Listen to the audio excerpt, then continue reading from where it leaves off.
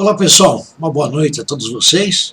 É com uma grande satisfação que eu volto aqui a colocar a segunda parte desse vídeo muito bacana, né, sobre a criação.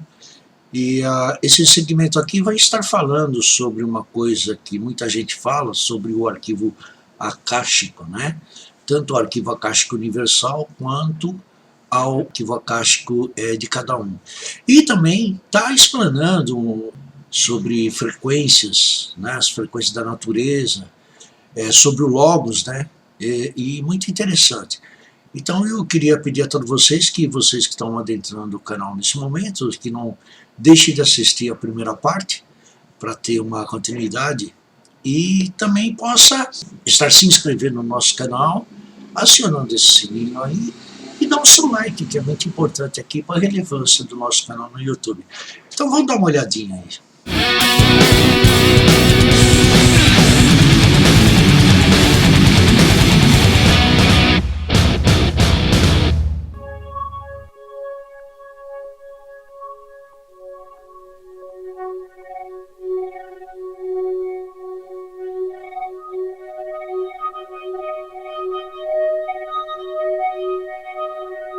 In the ancient traditions of the East, it has been understood for thousands of years that all is vibration.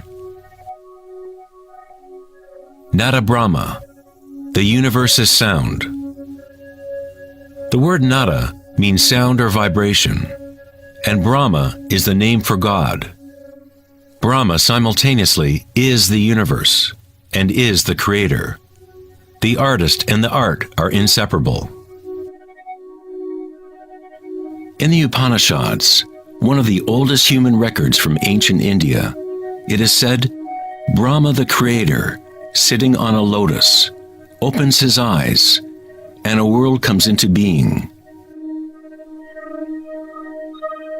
Brahma closes his eyes, and a world goes out of being. Ancient mystics, yogis, and seers have maintained that there is a field at the root level of consciousness.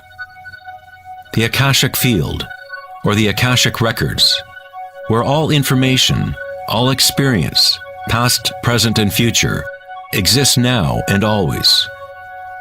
It is this field or matrix from which all things arise, from subatomic particles to galaxies, stars, planets, and all life.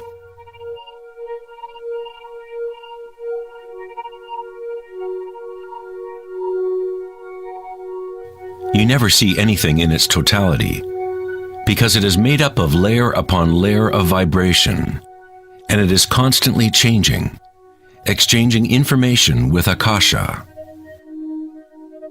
A tree is drinking in the sun,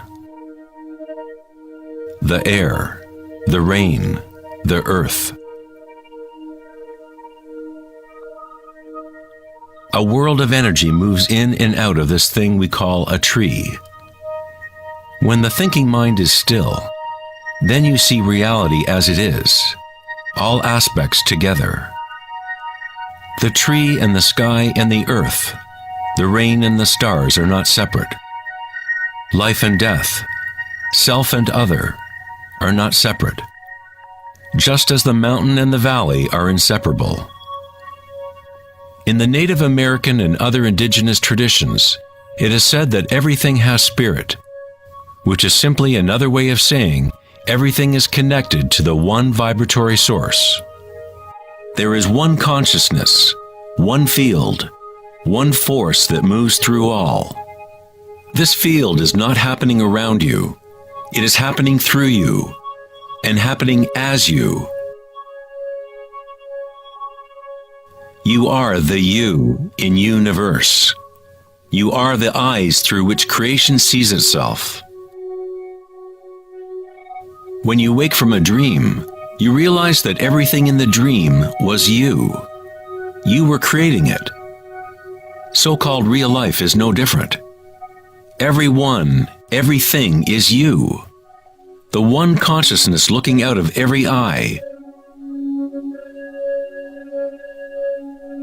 Under every rock.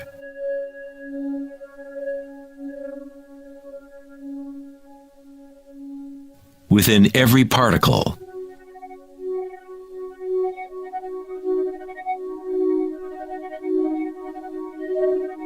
So-called God particle, the properties of the base material of universe, the heart of all matter which would account for the unexplained mass and energy that drives the universe's expansion. But far from explaining the nature of the universe, the discovery of the Higgs boson simply presents an even greater mystery, revealing a universe that is more mysterious than we ever imagined. Science is approaching the threshold between consciousness and matter. The eye with which we look at the primordial field and the eye with which the field looks at us are one and the same.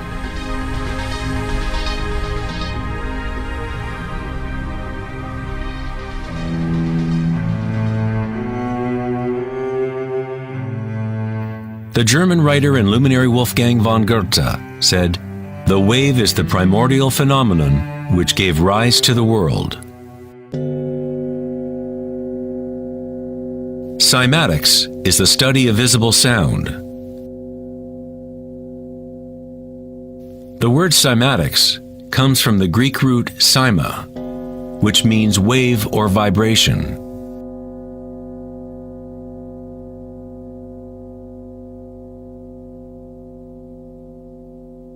One of the first Western scientists to seriously study wave phenomena was Ernst Chladni, a German musician and physicist who lived in the 18th century. Chladni discovered that when he spread sand on metal plates and then vibrated the plates with a violin bow, the sand arranged itself into patterns. Different geometrical forms appeared depending on the vibration produced.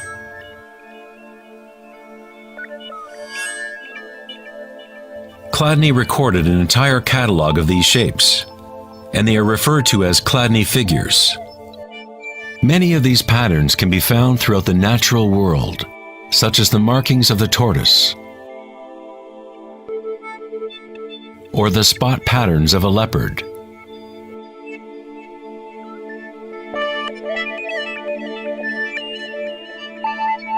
Studying Chladni patterns or cymatic patterns is one secret way in which high-end guitar, violin, and other instrument makers determine the sound qualities of the instruments they make.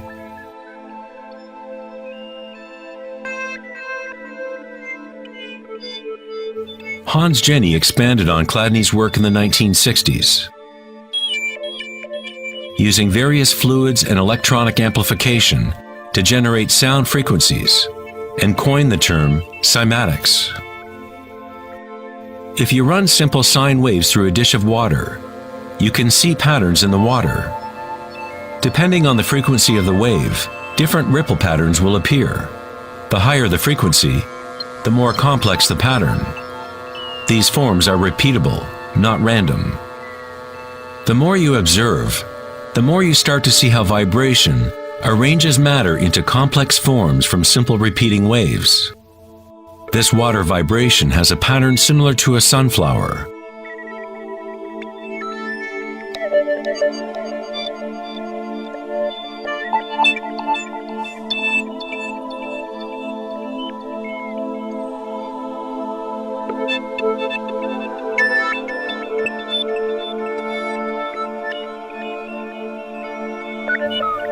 Simply by changing the sound frequency, we get a different pattern.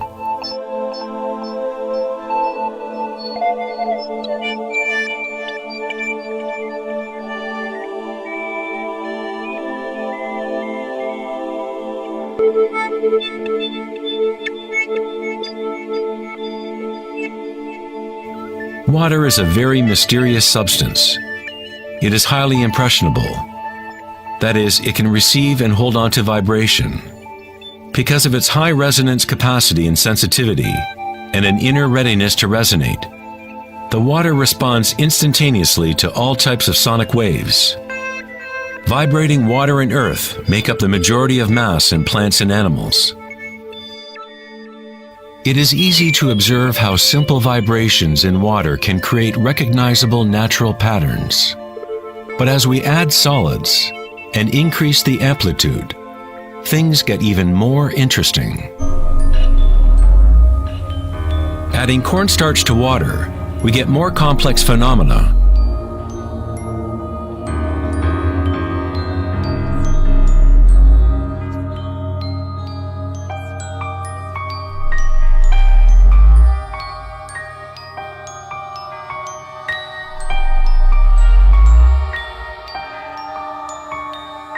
Perhaps the principles of life itself can be observed as vibrations move the cornstarch blob into what appears to be a moving organism.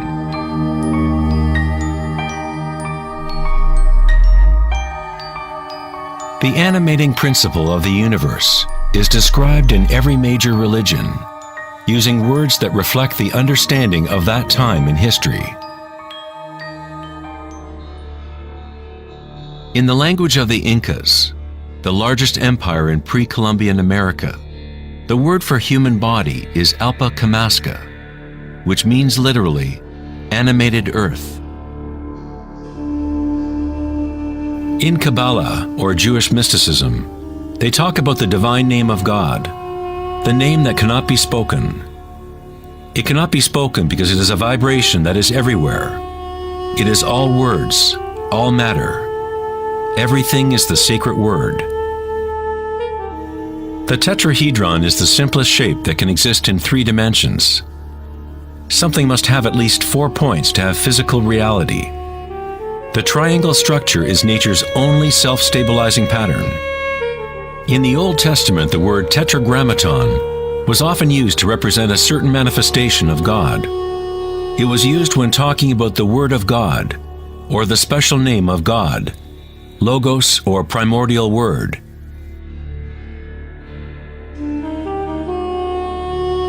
The ancient civilizations knew that at the root structure of the universe was the tetrahedral shape.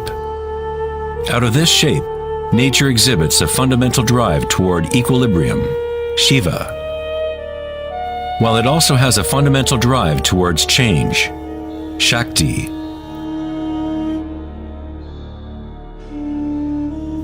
In the Bible, the Gospel of John usually reads, "In the beginning was the Word," but in the original text, the term used was logos.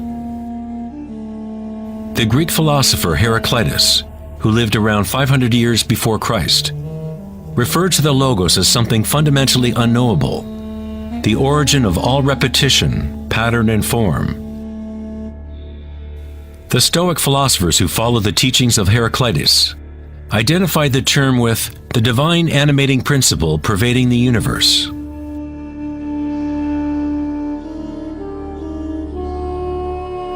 In Sufism, the Logos is everywhere and in all things. It is that out of which the unmanifest becomes manifest.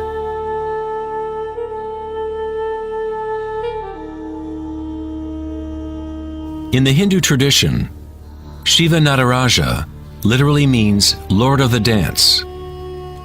The whole cosmos dances to Shiva's drum. All is imbued or ensouled with the pulsation. Only as long as Shiva is dancing can the world continue to evolve and change. Otherwise, it collapses back into nothingness. While Shiva is representative of our witnessing consciousness, Shakti is the substance or stuff of the world. While Shiva lies in meditation, Shakti tries to move him, to bring him into the dance. Like yin and yang, the dancer and the dance exist as one. Logos also means unconcealed truth. He who knows the Logos knows the truth.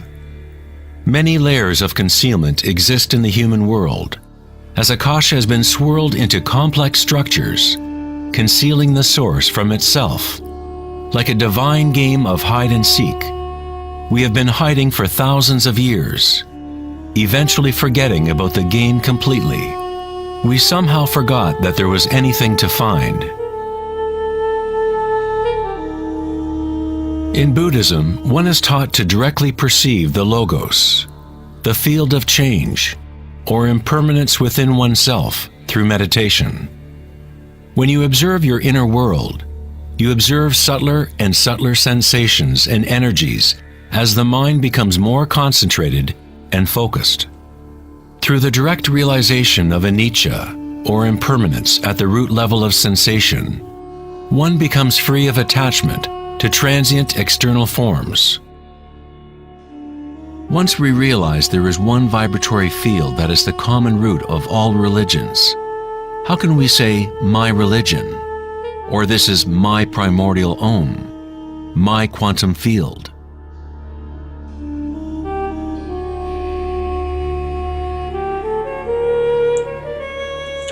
Muito legal, né? Poxa, é uma matéria esplêndida, né? Eu gostaria, inclusive, de ter conhecido esse material há muito tempo. Mas tudo tem o seu tempo, né? Essa história de falar sobre o Sakti, a energia do Sakti, né? Eu lembrei muito alguns escritos da Madame Blavatsky na Cosmogênese, né? Que ela revelou, que falava sobre as 7 linhagens do Sakti, né? Que quem sabe mais para frente aí a gente poderia falar a respeito. De qualquer forma, agradeço a todos vocês e não perca aí a terceira parte, tá ok? Um abraço a todos e muito obrigado.